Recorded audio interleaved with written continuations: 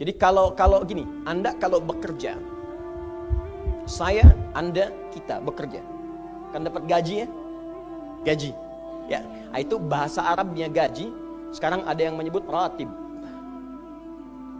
Ratib. Pokoknya disebut ujrah. Pokoknya yang harus dibayar. Makanya kalau Anda ke Timur Tengah itu naik taksi, ada tulisan atasnya taksi ujrah. Ya, bukan punya si ujrah. Nanti kalau ke Mekah naik taksinya punya si ujrah, si ujrah punya banyak taksi. Ya, bukan. Itu taksi bayar. Bukan gratis, bukan free. Jadi begitu Anda keluar menggunakan jasanya, bayar, berikan pokok dari jasa yang telah dia kerjakan. Perhatikan baik-baik. Teman-teman sekalian, ketika Anda bekerja dalam urusan dunia, Anda mendapatkan ujrah. Nih bayar, 10 dinar, 10.000 rupiah, sekian, sekian, sekian. Ketika Anda kerjakan untuk misi akhirat supaya bekal untuk pulang, bukankah 10 juta ditabung, tabung, bikin rumah kan? Beli pakaian yang elok, beli kendaraan. Sama persis Anda sholat itu diberikan juga bayarannya, diberikan juga pokok pemberiannya. Anda puasa diberikan pokoknya, baca Al-Quran dikasih bayarannya. Namanya pahala. Dalam bahasa Al-Quran disebut ajrun namanya. Dunia ujrah, akhirat ajrun. Lahum ajrun ghairu mamnun. Ajrun. Berapa ukurannya? Minimal 10. Turun Quran surah ke-6 ayat 160. Ya, kita keluarkan supaya terukur. Ya. Setiap pekerjaan dunia menjadi nilai akhirat punya poin. Pekerjaannya disebut hasanah namanya. Ya. Amal solehnya disebut hasanah. Siapa yang mengerjakan di dunia pekerjaan punya nilai akhirat, amal soleh namanya hasanah. Setiap hasanah punya poin 10. Man jaa bil hasanati falahu asyru amthaliha. Siapa yang mengerjakan perbuatan di dunia dan punya nilai akhirat, bekerja dikerjakan karena Allah mencari yang halal. Tuliskan poinnya. Salat, tuliskan poinnya. Setiap pekerjaan 10. Hitungannya 1 keduanya 500 tahun, 2 ketiganya 500 tahun, 3 keempatnya 500 tahun. Jadi jangan menghitung 1, 2, 3 terlalu sedikit. Ya. Di hadis Muslim saya sering katakan ke masjid saja dapat 25 poin baru nyampe. Jarak 1 kedua 500 tahun. Jadi kalau ada yang tidak sholat dalam sehari, 1 kali sholat kehilangan 10 pahala kali 500 tahun. Dia kehilangan pahala 5.000 tahun. Ya, dosanya berapa? Nah, makanya sering kita bermohon begini, ya Allah, jadikan semua perbuatan duniaku punya nilai akhirat supaya ditampakkan di akhirat. Di hasanah dunia ini akan ditampakkan saat dihisab di akhirat. Makanya sering kita katakan, ya Al-Baqarah ayat 201, wa minhum may yaqulu rabbana atina fid dunya. Ya Allah, jadikan semua kegiatan duniaku hasanah. Namaku sudah hasanah ya Allah. Perbuatanku belum tentu. Ya sudah suami namanya Hasan, ya istri Hasanah, anaknya Husna, ya kan? Yang laki-laki Husain, tuh. Semua kumpul, tapi kalau pekerjaannya tidak demikian menjadi amal soleh, nggak terkumpul ini. Ya, dan akhirat pun nampakkan lagi hasanahnya. Maka diteruskan ayatnya, wa fil akhirati hasanah. Makanya saat di akhirat itu ditampakkan, faman ya'mal mithqala dzarratin khairan yarah. Ya, makanya kalau mau mithqal, yang khairan yarah. Jangan yang syarran yarah. Ya, pada yang baik-baik, miskol tahajud, miskol untuk baca Quran, ya, miskol untuk bisa tilawah, miskol untuk mengingatkan puasa sunnah, itu khairan yarah. Ya, miskol pada yang tidak bagus, tinggalkan, itu syarran yarah. Ini balik sini. Maka dapat kita nilai ini, kembali kepada Allah, kumpulkan semua ini. Tinggal nanti, tergantung Anda mau punya rumah di yang mana daerahnya. Komplek yang elit. Di Indonesia, di sini Jakarta ada Pondok Indah. Ada beberapa tempat-tempat yang lainnya, elit kalangannya, Menteng, dan seterusnya. Maka di surga pun ada komplek yang elit-elit. Ada Firdaus, ada surga Aden, ada macam-macam. Tinggal Anda cari bekal yang serius, turunkan kemudian ke bumi. Cuman sayang, dari sekian waktu yang Allah berikan disebut dengan ajal, menjadi batasan kita untuk beramal. Setiap kita dibatasi oleh waktu. Seperti Anda pun bekerja dunia, bukankah ada waktunya? Waktu produktif untuk bekerja, setelah itu ada masa pensiunnya. Dalam bahasa Arab, sesuatu yang kita kerjakan dengan batas dan setelah hilang batasnya, selesai aktivitasnya, disebut dengan ajal namanya. Maka Allah membuat ketentuan, kita pun tidak abadi di bumi. Setiap kita punya batas waktu. kalau selesai dinas kita dan pulang kita untuk mempertanggungjawabkan semua yang kita kerjakan di sini. Maka turun Quran surah ke-7 ayat 30 berapa? 4 untuk menggambarkan ini. Walikulli ummatin ajal fa idza jaa ajaluhum la yastakhiruna sa'ata wa la yastaqdimun. Setiap umat seluruhnya tanpa kecuali itu pasti punya batas waktu untuk beraktivitas dan selesai pulang. Aktivitas kita ketika bergerak mencari kehidupan ma'isyah, pekerjaannya disebut dengan asya. Diingatkan kalau harakat fathah turun ke bawah kasrah artinya selesai harakatnya, hilang pekerjaannya. Dari asya menjadi isya. Setiap hari diingatkan kita dengan salat isya. Hei, seaktif-aktifnya Anda, sesibuk-sibuknya akan selesai semua itu dan semua kita akan pulang. Bukankah setelah isya kita terpejam? Itu kan latihan.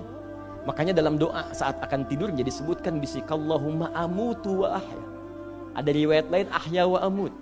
Riwayat populernya amutu wa ahya. Mungkin malam ini saya pulang, saya meninggal. Makanya saat kita bangun dari tidur kita ucapkan alhamdulillahilladzi ahyana ba'dama. Ada maknya, sementara aja. Satu saat mungkin pulang. Kita nggak tahu di bagian mana yang tidur itu mengakhiri kehidupan kita saat kita pulang. Karena itu serius. Ada saatnya kita pulang. Nah teman-teman, ternyata sudah tahu akan pulang pun masih ada yang tidak memanfaatkan waktu dengan baik. Tanyakan pada setiap manusia ya, dari detik ini, dimulai dengan diri kita. Kita manusia kan?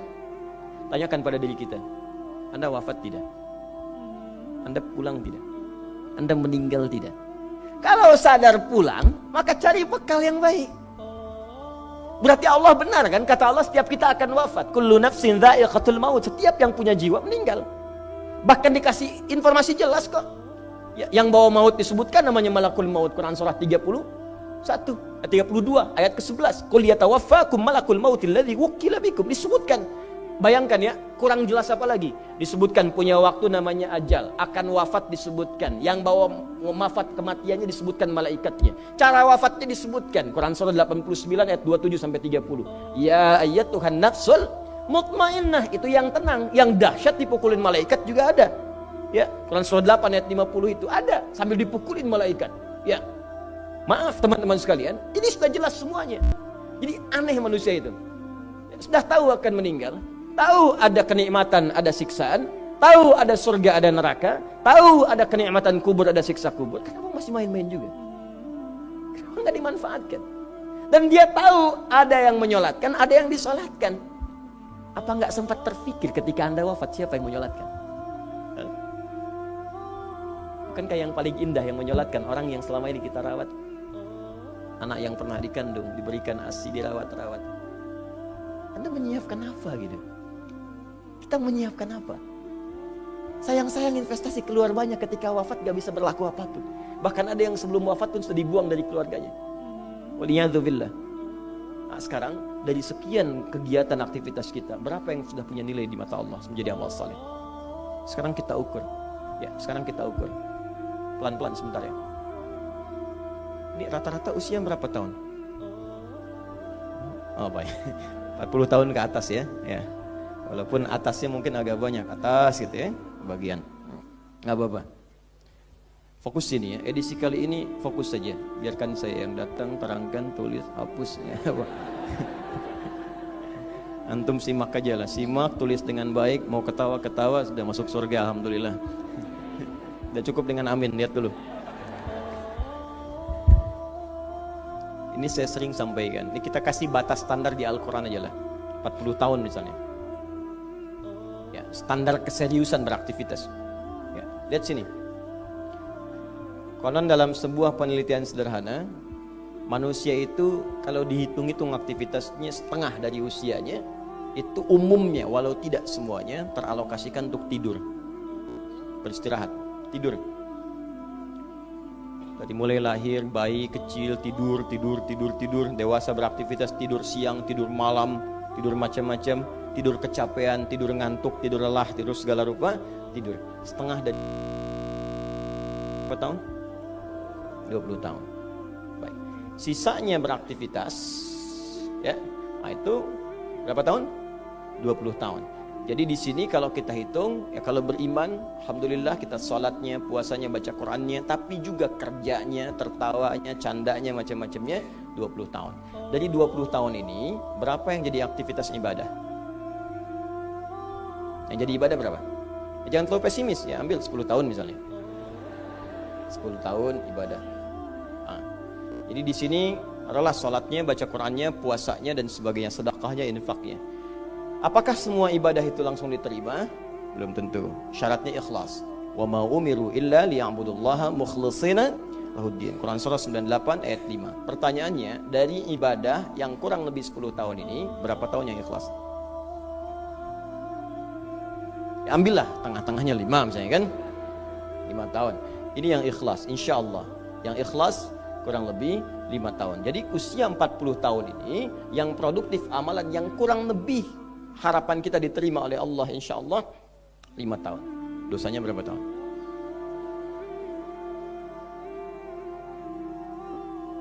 Dan masih bisa tertawa.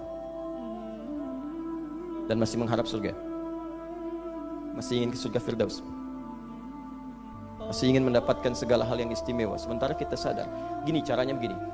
Coba ucapkan dengan kalimat yang lantang bahwa Anda tak punya dosa. Kalau tak mampu, berarti punya dosa. Ucapkan Anda sudah siap ke surga. Kalau tak mampu, amalnya masih kurang. Jadi kalau sudah merasa amal masih kurang, dosa banyak, terus masih main-main juga. Sudah tahu usia sudah di atas ini, ada yang 50, 60 tahu, waktunya sedikit. Yang kemarin-kemarin banyak yang sia-sia.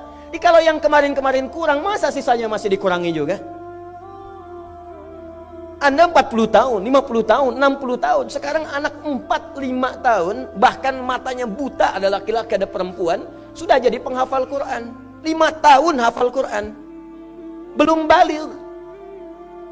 Dan berharap punya bekal di hadapan Allah. Kemarin sahabat saya, Syekh Ali Jabir, ya, datang ke Bekasi. Cerita tentang Kaila, anak 5 tahun, mata buta. Murajaah hafalan Quran sehari 5-7 juz. Dikatakan oleh beliau, Kaila, apa enggak capek terlalu banyak? Kamu kan punya uzur di hadapan Allah. Allah maha memahami keadaan kamu. Apa enggak lelah? Saya malu justru kepada Allah kalau kurang daripada itu. Anak 5 tahun mengulang hafalan Quran setiap hari 5-7 juz. Dan malu kalau kurang di bawah itu sebagai bekal untuk menghadap Allah. Anda diberikan kesempatan sampai lebih daripada 50 tahun. Lebih daripada 40 tahun. Lebih daripada 20 tahun. Dan sampai kesempatan itu sampai hari ini pun untuk baca pun belum punya waktu. Dan Anda mengharap surga, Anda siapa?